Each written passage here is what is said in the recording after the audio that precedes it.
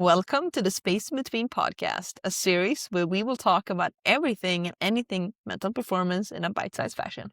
I'm Ciana, and as per usual, here with Frida, we are both certified mental performance consultants from Ireland and Sweden. And on this podcast, we share all of our thoughts and knowledge and insight into all things sport and performance psychology, whether that is performing in sport, fitness, health, how we apply these things to ourselves and help others with applying some very important tools. Yeah, that's it.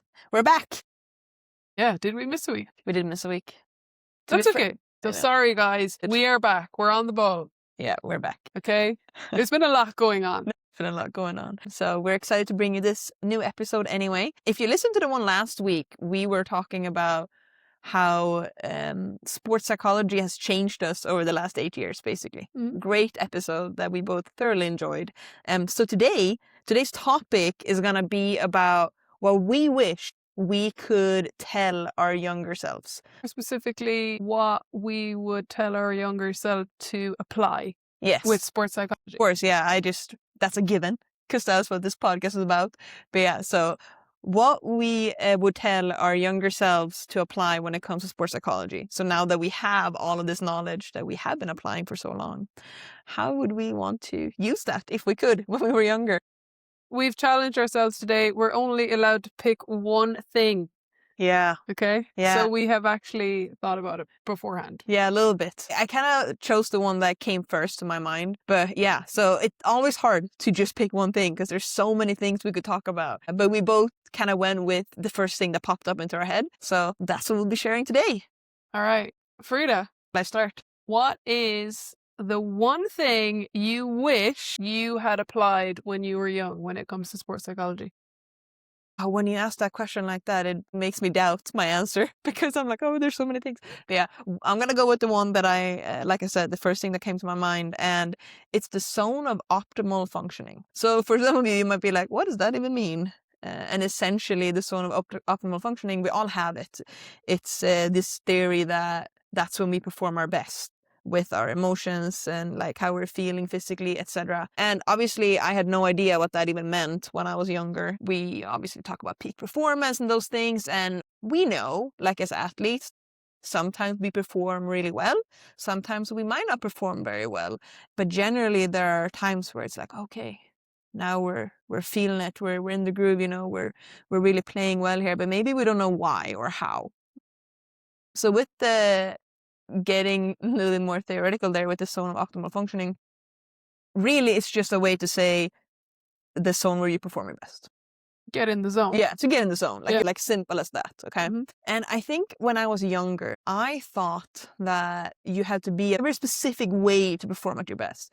So I would look at what other elite athletes were doing, specifically within soccer. And, the things that I saw back then was people were very serious, they would have their headphones on, they're not really talking, they're very locked in, and when you're serious, that means you're going to perform really well. Yeah.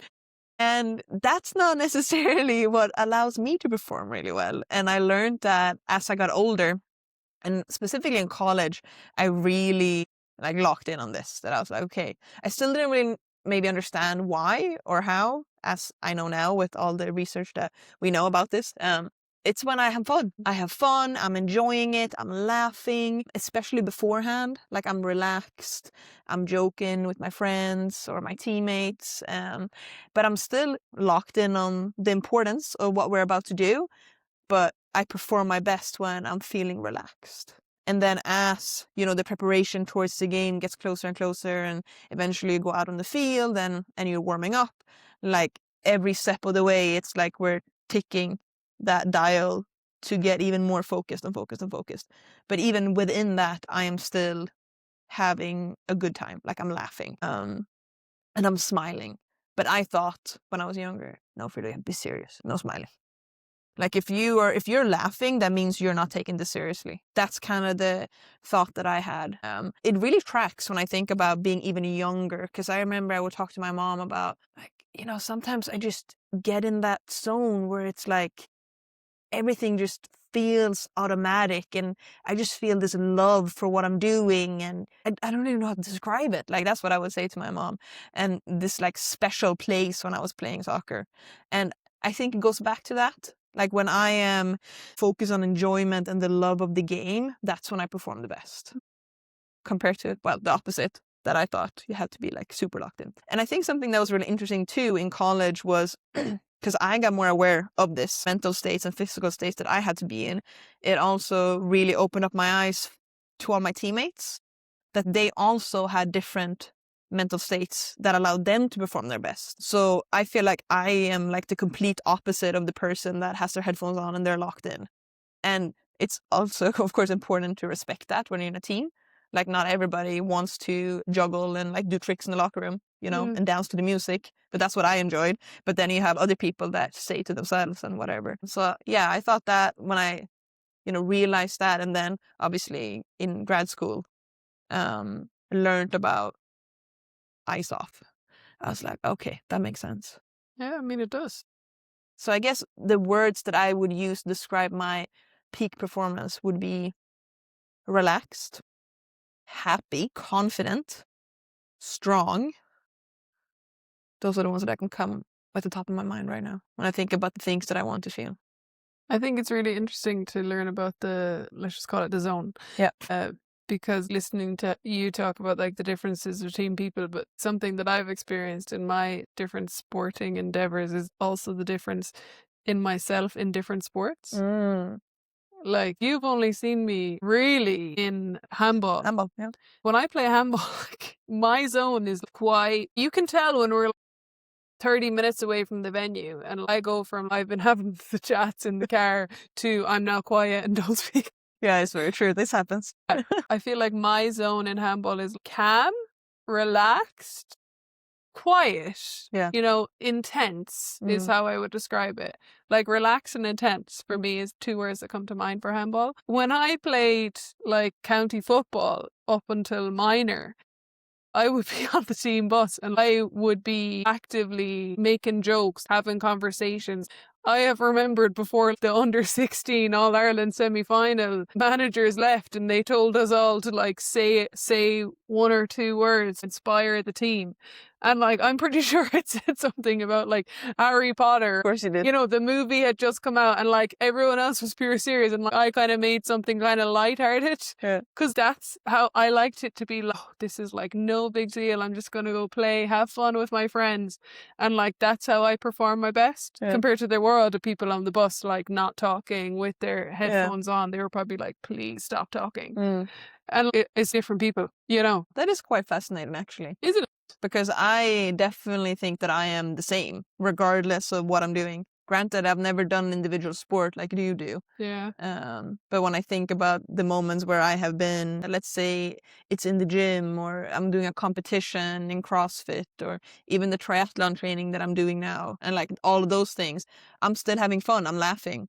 But when I'm walking up to that barbell, there's a switch in my head. I'm like, let's go. And I'll say some words to pump myself up. I'll do it. And then I'll laugh. Yeah. I mean, I also do wonder if it's part of when you're in a team with people and you're all on the same journey and everyone there is working towards that one thing. Whereas when I play handball, if I'm to have the banter with people, it's like... Yeah, that's true. Who are you going to have banter with? Yeah. And then even if we're talking, it gets to a point where I'm like, I now don't want to think about other things that are distracting me, basically. Yeah. I just want to not focus on the game. I just want to be silent, basically.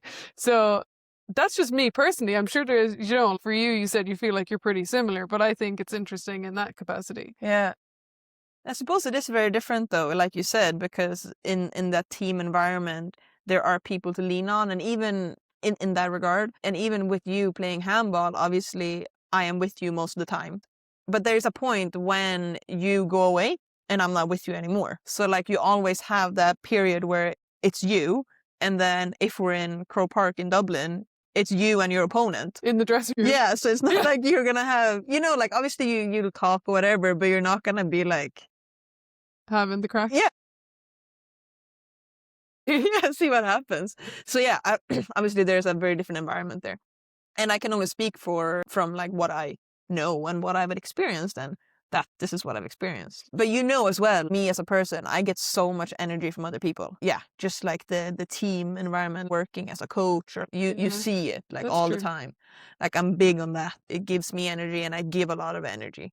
It's interesting though, isn't it? Yeah, I mean, it is interesting, but I think like it's good for people to realize you can have a different approach to different things. Neither is right or wrong. Maybe you're fairly similar in all areas and you perform your best with similar kind of energies.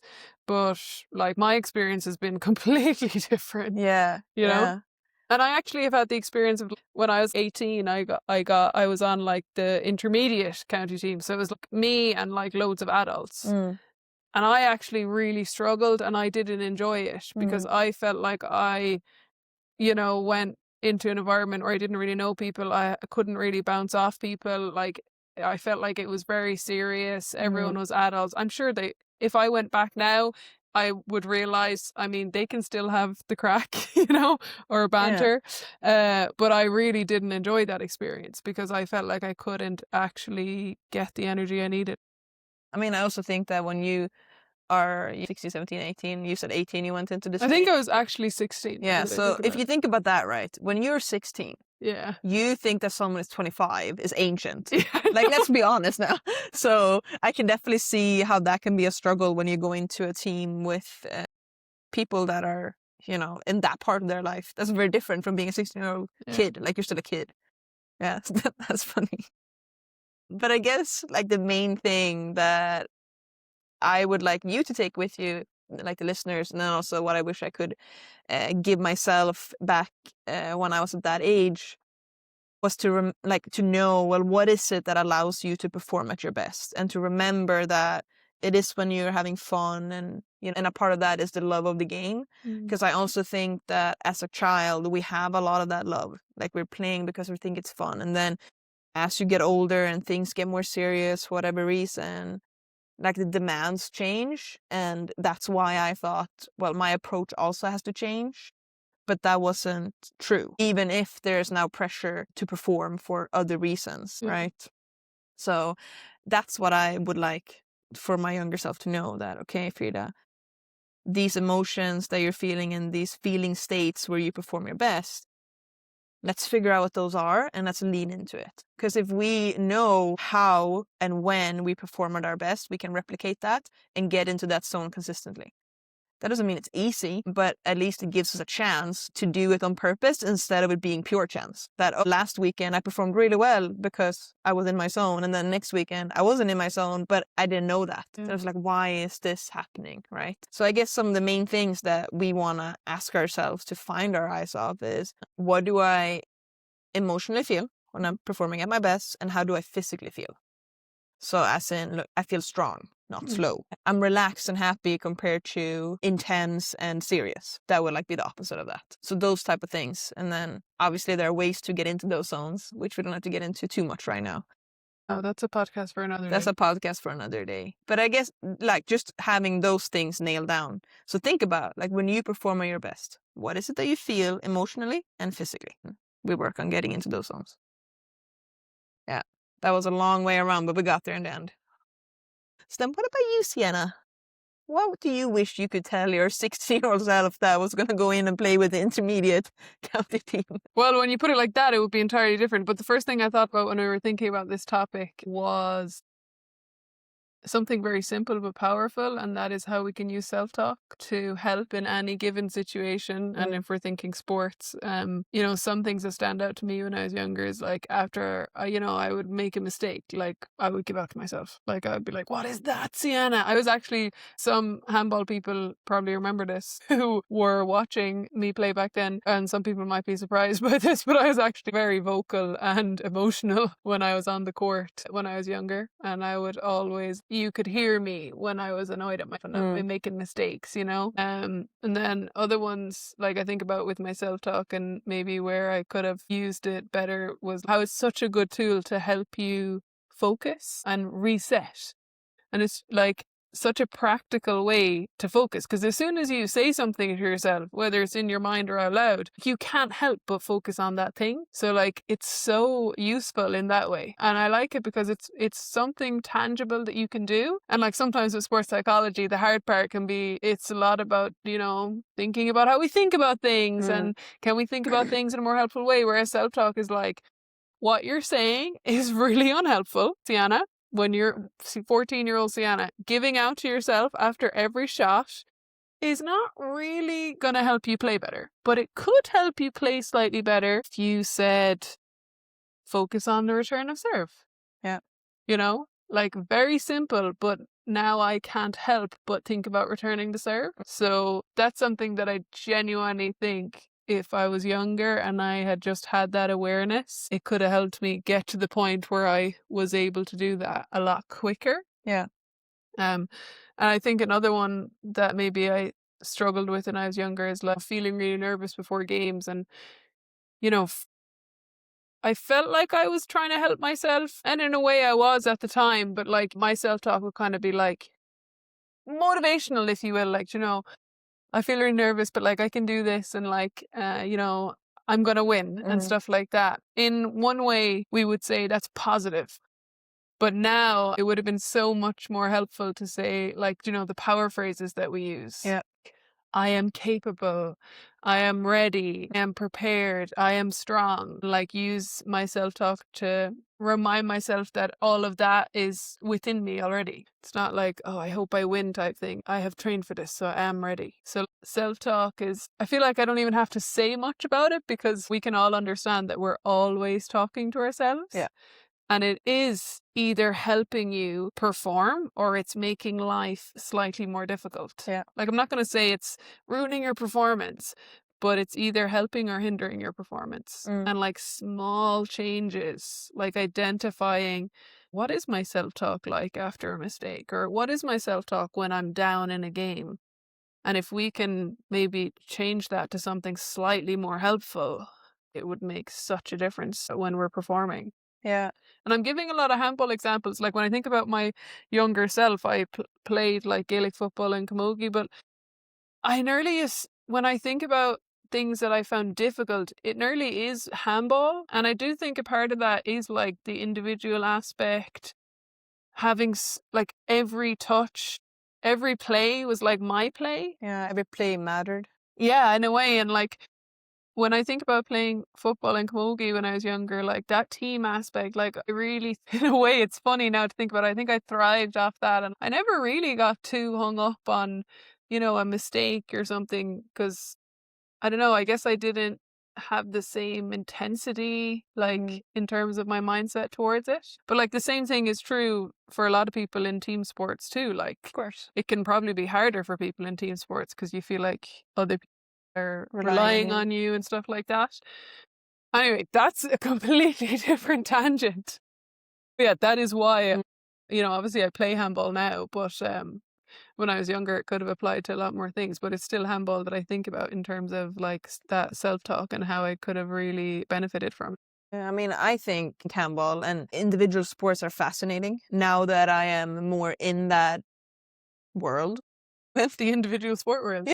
Because like I grew up only playing team sports, right? Yeah. So if I think about that and kind of the intensity of playing an individual sport, handball specifically, or tennis or something like that, where literally every point matters, I can see how that can be very anxiety provoking and also make it difficult if we are, you know, our self-talk is unhelpful to our performance. Because you could, if you really wanted to, and this is not going to help you perform, think that every single point matters.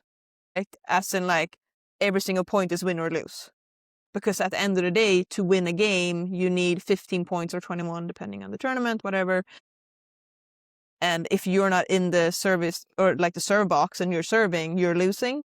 So like there's a lot there, you know, like I can see how that can be a lot. Next podcast. Yeah, I know, for real though. But like I can definitely see how that, you know, if we're struggling to focus on the things that will be helpful to our performance, there's many ways that we can go down and like struggle.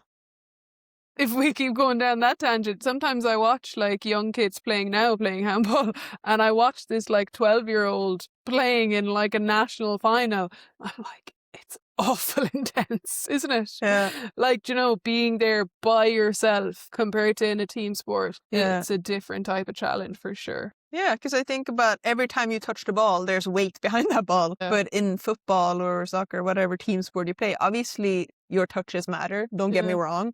But there's a lot more room for error. As in, like, just because I drop the ball doesn't mean that the opposing team is going to score and we lose. But if I mishit something in handball, it could mean that the other person gets a point. Anyway, different topic. For me, when I think about the self-talk, and the reason I think about handball is because, like, it's so important in a sport like that, where there's seconds before your next opportunity. It's so important to be able to quickly forget and just focus on the next thing. Because in football, I could kick the ball wide. I could have 3 minutes before I have to do much again, That's true. So like that could be 3 minutes where I'm like, oh jeez, what was that like? But then you'd kind of be like, okay, like next one. You have time to nearly talk to yourself and have that dialogue of, okay, it's okay. Yeah. Whereas like in an individual sport like handball, you have seconds to have that, to get to the same conclusion of it's okay, get to the next one. And like, that's a skill. Like that ability to refocus to what matters. And like the self-talk is something so practical that can help you no matter how like annoyed I am. The cue of like move your feet, like focus on returning the serve. That's like, okay, whatever happened. Now it's not the time to think about that. Yeah, that's so true. And I think, something that you talk about here without saying those exact words, when we think about self-talk and thoughts, a way for us to simplify it when we work with people, and this is maybe what you would show your younger self then, is the triangle of like, we have a thought that's going to lead to a feeling, and that feeling will in turn lead to an action, and then it goes around a triangle, and etc. So then if our thought is something that's unhelpful, maybe like, why did I do that? I'm useless. That might be your thought. So me. Yeah, I know. Our feeling, we're probably going to feel, frustrated, sad. And maybe then the action is that, because we're dwelling on the past, that we're slow to react to a return of serve or something. We try too hard and we just hit the ball as hard as we can. Yeah, that's true. So maybe we're overhitting it instead because we're trying to compensate or something. And then, that triangle just kind of keeps going because now we made another mistake, etc., etc. But then if we can go in there with a purposeful thought or catch that negativity that we have and then use the self-talk in a more helpful way, maybe the first thing is, that's stupid. Why did I do that? But then we're refocusing by saying, okay, let it go. Move your feet. And then the feeling is perhaps more control because we are focusing on what we're going to do next. And then we're focused on, like, the action will be, we return to serve. Yeah. So that's a very practical way to look at it as well. Like how it impacts, your thoughts impact your feelings and your feelings impact your actions. Yeah. And then it's a cycle. Yeah.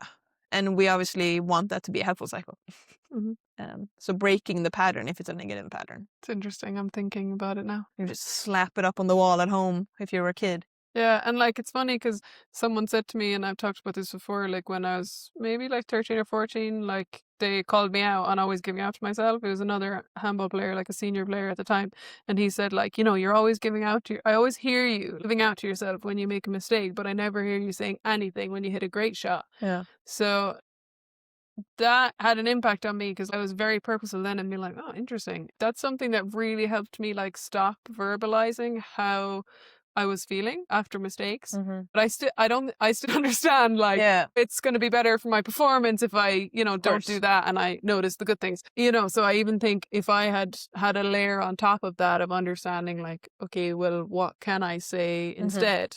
That would have been even more helpful to that like awareness. Yeah, absolutely. And, that's something that we talk about, that a lot of time athletes or performers, they are using mental skills and mental tools all the time, but we might not realize that we are. Yeah. So then when we can put purpose behind what we're doing, that's going to be more effective. So in this case, like there was something that sparked in you there. You were like, interesting. Yeah. But we didn't know exactly why or how. But if, like you said, at that point, if we could have given you the how or that purpose behind your actions, that probably would have been even more helpful in the long run, faster, maybe, than what it has. And I mean, I think about the eyes off too. Like, everyone has heard the term, like, oh, I was in the zone. Yeah. So, like, we all understand the concept of we have this zone, this elusive zone where we perform our best. Yeah. But like the awareness there is to have the awareness to also understand, like, well, what is my zone? That's the thing. Maybe that's people say the zone. Yeah. As if it's like all the one. Yeah. Is like, no, it's like your zone. Yeah. Or like my zone. Yeah. That's the thing that's important to understand. Definitely. And I even think, like, even with the eyes off, you have your zone, but we can be on either side of that zone as well. So, like, I could have the best fun and have so much fun playing, but if I also don't have that, like, focus and intensity paired with that, then I'm not going to perform well, because now, well, I have a part of it, but not the whole thing, because I want to be relaxed and happy while also focused and, you know, locked in on what we're going to do. So there's that balance there. And I mean, it's the same with anything. And that's why, you know, with mental skills and mental tools, there are a lot of things that work for a lot of people, but then also certain tools will work better for someone than it might do for someone else. So that's also, you know, why it's helpful to work with us. We'll help you find that, and what will allow you to perform at your best. Find your zone. Find that self-talk that will allow you to. You know, another thing I wish I knew when I was a youth athlete was how to use the space in between my performances to improve. So really, wrapping up this podcast, what we want to give our younger selves that we can now give you is also the opportunity to work with us to improve that space in between. They do say that you become the thing you wish you had when you were young. That makes sense. Yeah. That makes a lot of sense. It does. Yeah. I mean, I suppose that wraps everything up for us. Yeah. Nicely, doesn't it? It does. So as always, if there's one thing for you to take with you from this episode, is to work with us and to keep using the space in between. We'll see you in the next one. See you in the next one.